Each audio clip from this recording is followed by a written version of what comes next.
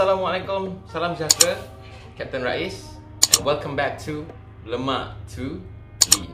Negara kita Malaysia ni adalah salah satu negara yang rakyatnya paling ramai obesiti di dalam dunia. Selaras dengan ramai yang obesiti, ramai jugalah yang nak kurus. Tapi kebanyakan orang-orang yang nak kuruskan badan ni biasanya diorang claim diorang nak turunkan berat badan. Tapi betul ke korang nak turunkan berat badan? Nak cerita daripada sudut yang senang lah, daripada sudut yang malas nak fikir. Sebenarnya nak kuruskan badan ni senang je. Korang boleh pakai baju yang boleh menampakkan korang kurus, ataupun korang boleh pergi buat treatment dekat spa-spa, dekat pusat-pusat langsing badan, kuruskan dekat perut, kuruskan dekat peha, dekat lengan, dekat leher, dan dapat kurus kan. Tapi sebenarnya korang-korang yang nak kuruskan badan ni, korang sebenarnya nak kurangkan lemak dalam badan. Betul tak? So korang kena tahu ada beza di antara turunkan berat badan dengan turunkan lemak. So bila nak cerita pasal penurunan berat badan ni, yang aku tengok dah ramai achieve turun berat badan 30 kilo dalam masa 10 hari, 40 kilo dalam masa 4 bulan, turun 70 kilo dalam masa 2 tahun. Sebenarnya korang turunkan berat badan ni, korang turunkan keseluruhan berat badan korang. Di mana berat badan korang ni sebenarnya komposisi dia besar, sebab dia terdiri daripada daging, terdiri daripada muscle, terdiri daripada air, lemak, tulang dan macam-macam lagi dekat badan korang. So sebenarnya penurunan berat badan ni dia merangkumi keseluruhan badan korang. Dan bila kita bercakap pasal penurunan lemak dalam badan pula, dia hanyalah mengurangkan atau menurunkan peratusan lemak dalam badan korang. Dan yang sebenarnya itulah yang sepatutnya dan yang perlu korang capai kalau korang nak turunkan berat badan. Dia merangkumi, korang kena diet dan korang kena buat workout. Dia tak boleh salah satu je, sama ada diet sahaja ataupun dengan senaman sahaja. Bila cakap pasal diet, korang kena lebih spesifik dalam korang punya diet. Korang kena ambil tahu pasal makronutrien, korang kena ambil tahu pasal carbs, pasal protein, makanan-makanan yang boleh membantu korang untuk menurunkan lemak dekat dalam badan. Dan bila kita cakap pasal senaman pula, senaman ni dia macam nak cakap, dia sebenarnya membina otot dengan menggunakan lebihan kalori yang ada dalam badan kita. Instead of kalori tu bertukar menjadi lemak. So bila kita workout, contohnya macam kita buat bodyweight workout, kita main besi dan sebagainya, okey, kita bukanlah sebenarnya membina otot, tapi kita mengekalkan otot tu. So nak mengekalkan otot tu, dia akan menggunakan kalori yang ada dekat dalam badan kita juga. Jadi semakin banyak otot dekat dalam badan kita, semakin banyak kalori yang dibakar. Bercakap pasal lemak pula, sebenarnya dalam badan kita ni ada macam-macam jenis lemak. Okay, ada lemak yang kita perlukan dalam badan dan juga ada lemak yang kita tak perlukan dalam badan. Lemak yang kita perlukan dalam badan ni adalah penting untuk penstrukturan badan kita dan juga supaya badan kita lebih berfungsi dengan optimum. Manakala lemak badan yang tak penting ni pula, mostly lemak-lemak yang tersimpan dekat kita punya tisu-tisu badan yang menyeliputi kita punya organ-organ, dan itulah sebenarnya lemak yang kita nak buang daripada dalam badan kita. Untuk korang yang dah berjaya turunkan berat badan, jangan biarkan korang punya skill timbang tu mempengaruhi korang punya minda. Contohnya bila korang sebelum ni berat 80 kilo, dapat turun 60 kilo, jangan anggap dengan penurunan berat badan tu sebenarnya korang dah turunkan peratusan lemak dalam badan korang. No. Sebab tu ramai yang kita tengok dia kurus, nampak kurus, tapi sebenarnya dia tak sihat. Okey, jangan ingat orang kurus yang turun keseluruhan berat badan ni dia bebas daripada risiko jantung, darah tinggi, kencing manis. Okey, sebab tak semestinya orang yang berjaya turunkan berat badan ni peratusan lemak dia pun kurang juga.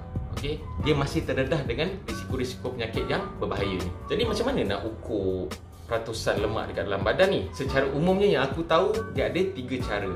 First, yang paling senang, yang paling mudah, tak payah nak fikir, korang boleh belilah body composition scale yang ada banyak dekat pasaran, ada macam-macam brand.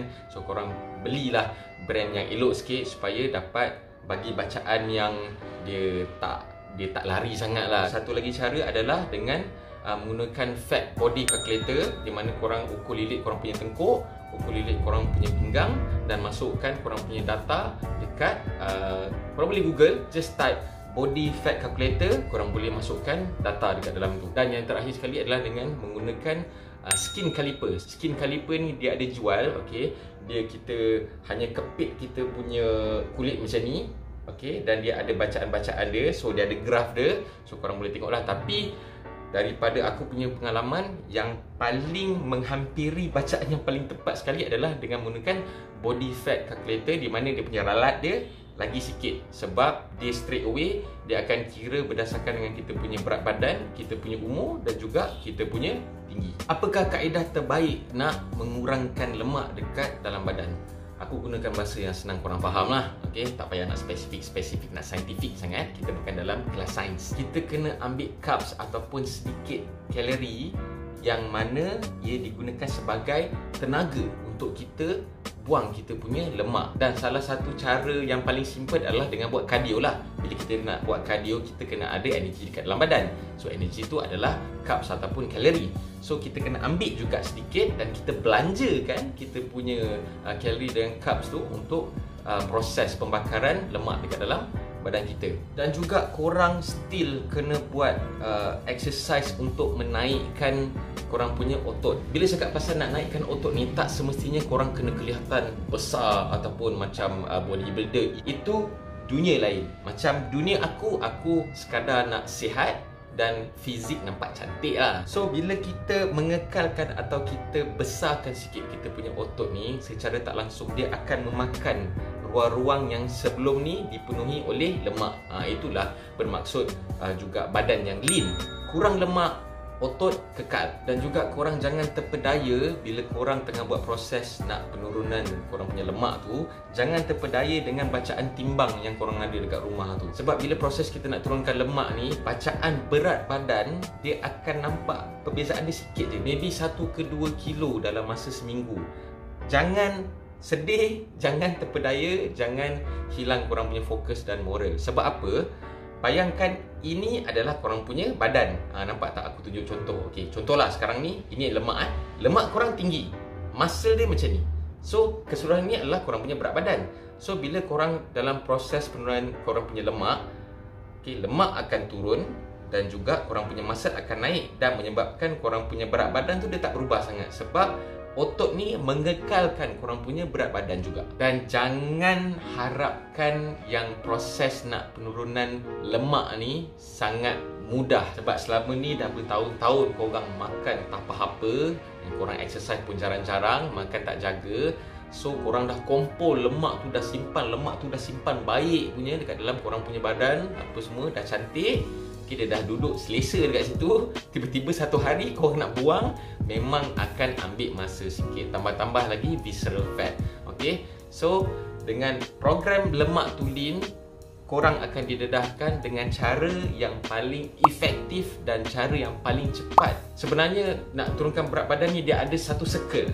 Okay, so instead of kita buat pusingan circle yang lengkap tu, dengan program lemak to lean ni kita guna shortcut. Kita potong dekat tengah. So maybe kalau nak buang korang punya lemak badan secara optimum, dapat badan yang lean, dapat body fat yang setara dengan atlet, mungkin mengambil masa dalam masa 6 minggu ke 8 minggu, maybe akan dipendekkan kepada 3 ke 4 minggu sahaja. Okay, so apa-apa pun jangan give up. Teruskan apa yang anda buat sekarang. Nak sihat, nak turunkan lemak dan sebagainya, yang penting we live a healthy lifestyle. Itu yang penting. Tapi ingat, jangan turunkan berat badan, turunkan lemak. Korang boleh share video ni dan korang juga boleh komen kalau korang ada idea, korang ada apa-apa nak cakap. Maybe aku salah ataupun maybe korang ada method yang lagi bagus. Okay, silakan komen dekat bawah. Jangan lupa like, jangan lupa subscribe dan jangan lupa tekan butang loceng untuk notification video-video lemak to lean selepas ini. Okay, stay safe, stay strong dan teruskan dengan hidup yang sihat. Okay, kita jumpa dalam video-video yang seterusnya. Assalamualaikum. Bye-bye. Stay safe.